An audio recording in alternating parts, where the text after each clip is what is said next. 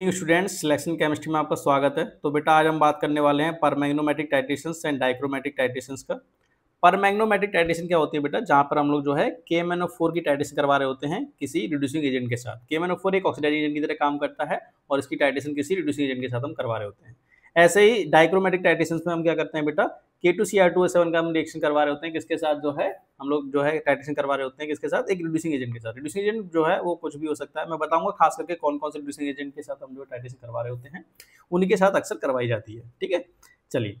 तो हमारे पास क्या है, हमारे पास एक तो है बेटा आपका जो है ऑक्सीडाइजिंग एजेंट, ठीक है, और इसकी हम टाइट्रेशन करवा रहे होंगे किसके साथ, एक रिड्यूसिंग एजेंट के साथ, ठीक है, और जो है इनके साथ बीच में कुछ रिएक्शन हो रहा होगा।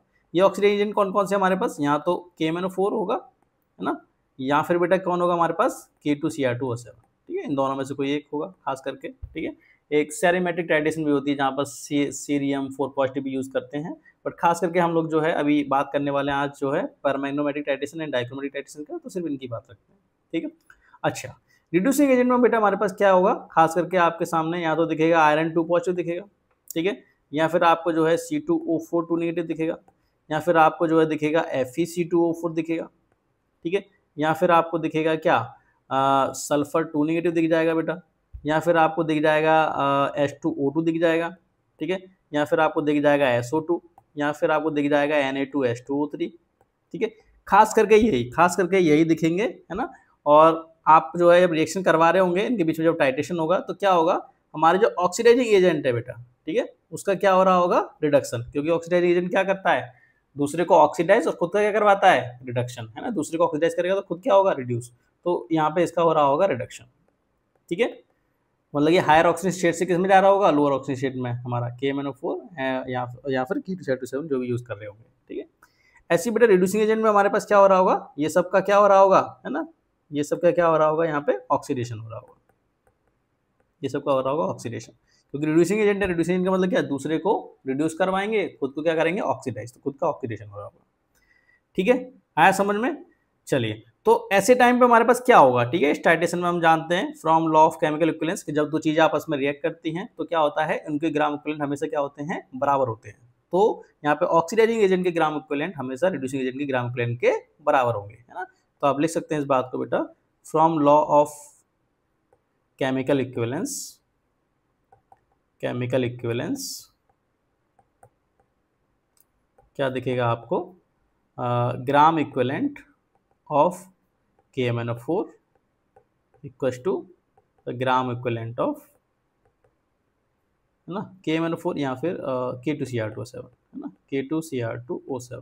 ठीक है, एक्चुअल में क्या है, ये एक्चुअल में क्या है, ऑक्सीडाइजिंग एजेंट है ना, हाँ, तो ऑक्सीडाइजिंग एजेंट लिख लीजिए, ये अच्छा रहेगा, equals to the gram equivalent of, है ना, रिड्यूसिंग एजेंट, है ना, ये रिड्यूसिंग एजेंट के ग्राम इक्विवेलेंट के बराबर होंगे। ठीक है, चलिए, तो जो है आप इसकी हेल्प से ही हमारा पूरा जो क्वेश्चन है वो सॉल्व होगा। ठीक है, इसी की हेल्प से, तो इसको हम जो है ब्रैकेट में क्लोज कर देते हैं, है ना। चलिए देखिए, है ना। अच्छा, एक दो चीज़ें और आपको याद रखनी पड़ेंगी बेटा, इसमें क्या क्या चीज़ें हैं वो देखिए।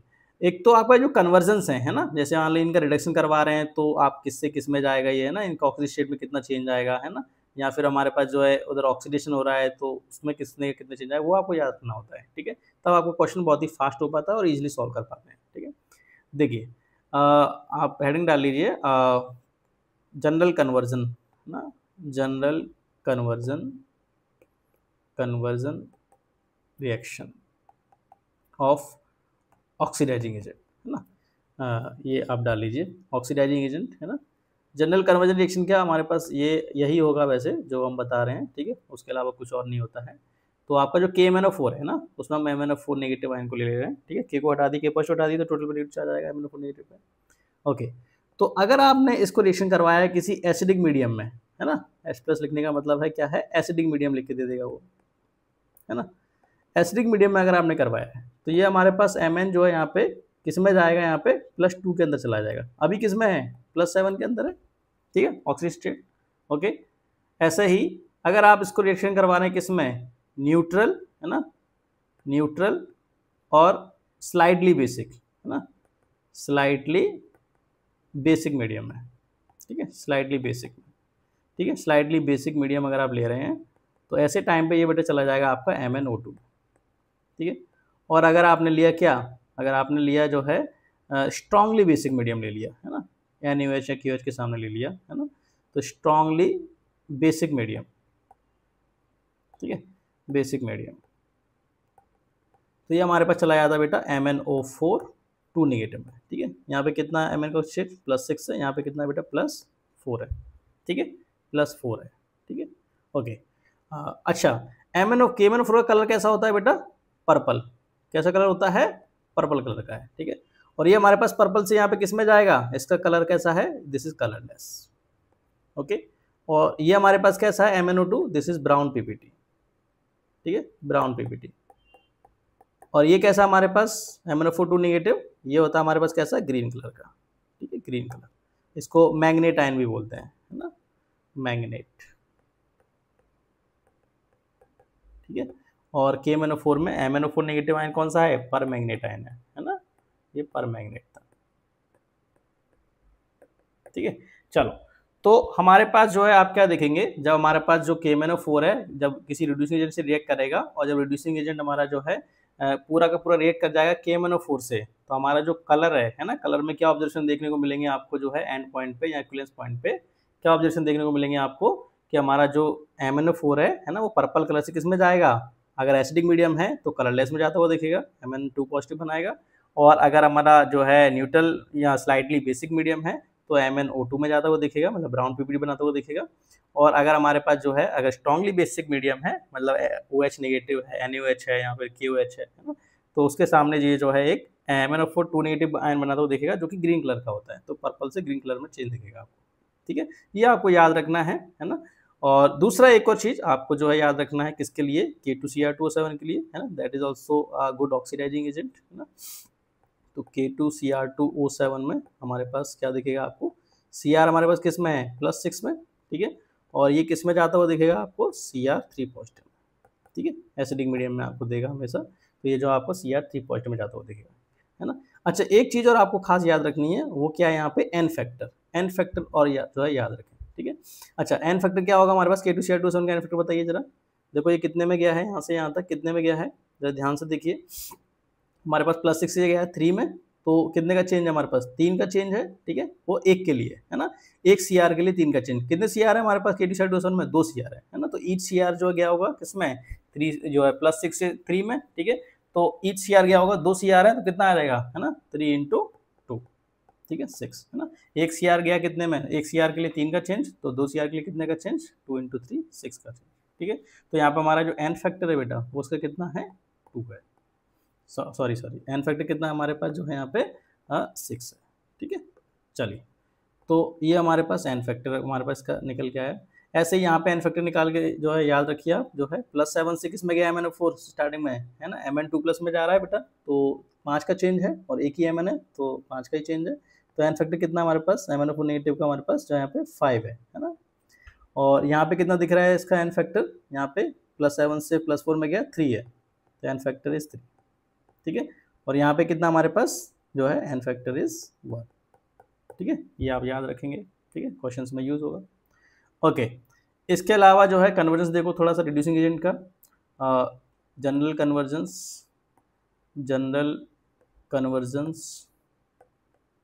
कन्वर्जेंस ऑफ रिड्यूसिंग एजेंट, ठीक है, इनका कन्वर्जन और अच्छे से याद रखना है आपको, क्या हमारे पास अगर आयरन 2 पॉजिटिव है, ठीक है, तो आपको किस में ले जाना है ना, आयरन 3 पॉजिटिव है ना, क्योंकि हमारा जो KMnO4 ऑक्सीडाइजिंग एजेंट है वो इसको ऑक्सीडाइज कर रहा होगा, ऑक्सीडाइज करेगा तो इसको आयरन +2 किस में ले जाएगा, आयरन +3 भेज देगा, ठीक है, ओके। और हमारे पास ले सकते हैं क्या बेटा, C2O4 2 नेगेटिव, है ना, अगर ये हमारे पास ऑक्सीलेट आयन है तो किस में चला जाएगा हमारे पास जो है, ये आपका चला जाएगा CO2, ठीक है। अच्छा, कितने का चेंज आ रहा है, ये +3 से किस में जा रहा है, +4 में। अच्छा, एन फैक्टर कितना है, एन फैक्टर बता दो जरा, +3 से 4 में गया है ना, कितना आया एन फैक्टर हमारे पास बताओ, है ना, 1 के लिए हमारे पास 1 का चेंज होता, क्योंकि जो है 2 है तो कितने का चेंज आएगा, 2 का, है ना, 3 से 4 में गया 1 का चेंज, 1 कार्बन के लिए, क्योंकि 2 कार्बन है तो इसलिए 2 का चेंज। ऐसे यहाँ पे एन फैक्टर कितना है, यहाँ पे तो एन फैक्टर 1 ही है, ठीक है। चलिए, और देखिए हमारे पास क्या है, जो है हमारे पास वो दे देगा आपके सामने SN2 पॉजिटिव, ठीक है, और ये हमारे पास किस में जाएगा आपका SN4 पॉजिटिव, है ना। जो मैंने बताया वही कन्वर्जेंस आपको याद रखना है, वही डायरेक्टली पूछा जाता है, वही सिलेबस का पार्ट भी है, ठीक है। चलिए, तो हमारे पास जो है एन फैक्टर कितना है बेटा इसका, जो है दैट इज 2, ठीक है। ओके, नेक्स्ट बात करते हैं हम लोग, जो है आपके सामने H2O2 दे देगा, ठीक है। और तो ये किस में जाएगा आपका, H2O2 का ऑक्सीडेशन होता है तो O2 में जाता है, ठीक है। अच्छा, यहाँ पे ये परऑक्साइड है तो -1 में है, यहाँ पे किसमें है, ये 0 में है, ठीक है। तो -1 से 0 में 1 का चेंज एक ऑक्सीजन के लिए, क्योंकि 2 ऑक्सीजन है तो 2 के लिए कितने का चेंज, 2 चेंज है ना। H2O2 में 2 ऑक्सीजन है तो 2 का चेंज है, ठीक है।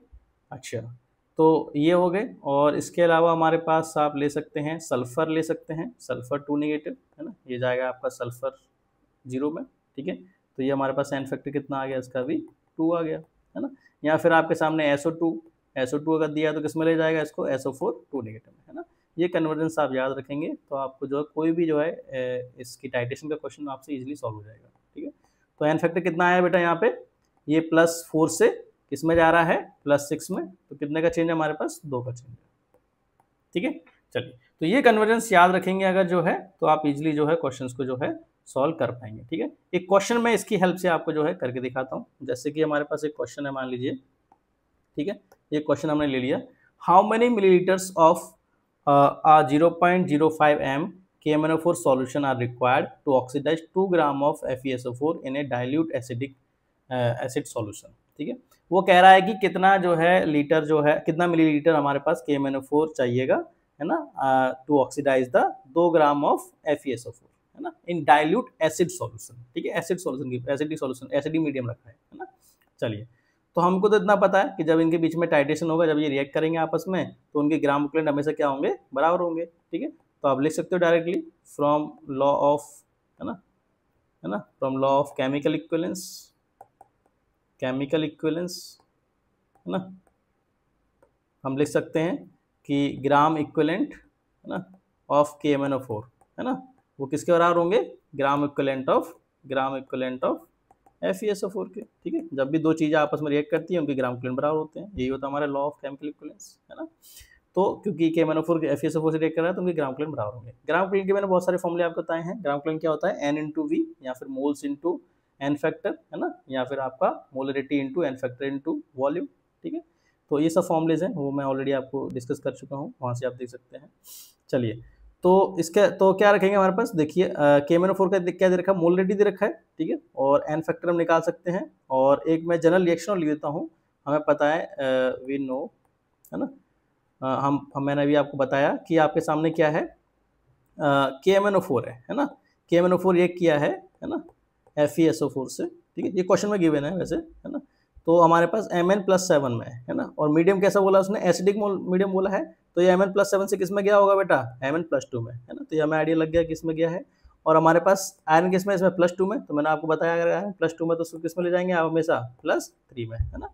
चलिए, तो हमारे पास एन फैक्टर कितना आया, देखो इसके लिए एन फैक्टर कितना आया, 5, है ना। +7 से जो किस में जा रहा है, 2 में जा रहा है, ठीक है। +7 से 2 में जा रहा है, और Fe हमारे पास किस में जा रहा है, +2 से +3 में, तो उसके लिए एन फैक्टर कितना है हमारे पास, 1 है, ठीक है। तो इसी को हम यूज़ कर लेंगे वहाँ पे क्वेश्चन में, ठीक है। तो देखिए हमारे पास जो है KMnO4 के ग्राम इक्विवेलेंट रखते हैं। KMnO4 के ग्राम इक्विवेलेंट हमारे पास क्या है, देखिए molarity into N factor into volume, ठीक है। ये मैं रख देता हूँ पहले, दिस इज ऑफ KMnO4, और ये किसके बराबर रख देते हैं हम लोग, ग्राम इक्विवेलेंट ऑफ FeSO4। FeSO4 का मेरे पास वेट दे रखा है ना, तो वेट को आप मोल में कन्वर्ट कर सकते हैं, mass divide by molar mass से, and moles into N factor वाला फॉर्मूला लगा सकते हैं ग्राम इक्विवेलेंट का, ठीक है। तो ग्राम इक्विवेलेंट को to moles into N factor भी होता है, तो मैं लिख देता हूँ मोल्स इंटू एन फैक्टर, है ना, ऑफ FeSO4, ठीक है। ये भी फॉर्मूला होता है ग्राम इक्विवेलेंट का। चलिए, तो मोलरिटी मेरे पास दे रखी है बेटा, KMnO4 का कितना है, 0.05 इंटू एन फैक्टर कितना है, मैंने ये बताया KMnO4 का कितना है, 5 इंटू, है ना, V हमारे पास V निकालना है। अच्छा, ये लीटर में आएगा निकल के, है ना, ये वॉल्यूम किस में आएगी निकल के, लीटर में आएगी, ठीक है। ओके, ऐसे हमारे पास मोल्स क्या है, मोल्स कितना है, मास दे रखा है 2 ग्राम, तो मास divide by molar mass, FeSO4 का मोलर मास निकाल लीजिए। इसका मोलर मास निकाल लेते हैं, कितना आएगा बेटा, देखो इसका होता है 56 होता है, आयरन का मोलर मास, सल्फर का बेटा 32, और ये हमारे पास कितना होगा, 16 चौक 64, ठीक है। कितना आएगा देखिए जरा, 4 और 2 6 और 6 12, है ना, और ये हमारे पास 6 और 3 9 और 5 14 और 1 15 152, ठीक है। चलिए, तो ये 152 आप रख दीजिए यहाँ पे, ठीक है। ओके, ये हो गए मोल्स इनटू एन फैक्टर कितना है FeS4 का, मैंने बताया 1 है ना, अभी जो Rn+2 से +3 में जा रहा है।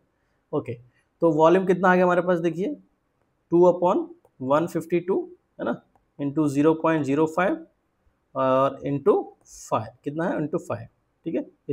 इतना लीटर आया है ना, हमें मिलीलीटर में पूछा है, तो मिलीलीटर में कितना हो जाएगा हमारे पास, मल्टीप्लाई कर दो आप 1000 से, सो 2 × 1000 अपॉन 152 इंटू 0.05 है ना, इंटू 5, ये हो गया हमारे पास मिलीलीटर, ठीक है। This is in millilitre ml, ठीक है। ओके, इसको आप थोड़ा सॉल्व कर लीजिए, तो इसको अगर आप जो सॉल्व करेंगे तो क्या आएगा आपका 52.63 ml, ठीक है। आया समझ में सभी को, ठीक है। तो यही हमारे पास वॉल्यूम ऑफ KMnO4 पूछ रहा था, वो निकल गया इजीली, ठीक है। आया समझ में कि नहीं, कैसे करते हैं क्वेश्चन, ठीक है। So this all is very easy, I hope आप सभी को समझ में आया होगा। Thank you everyone.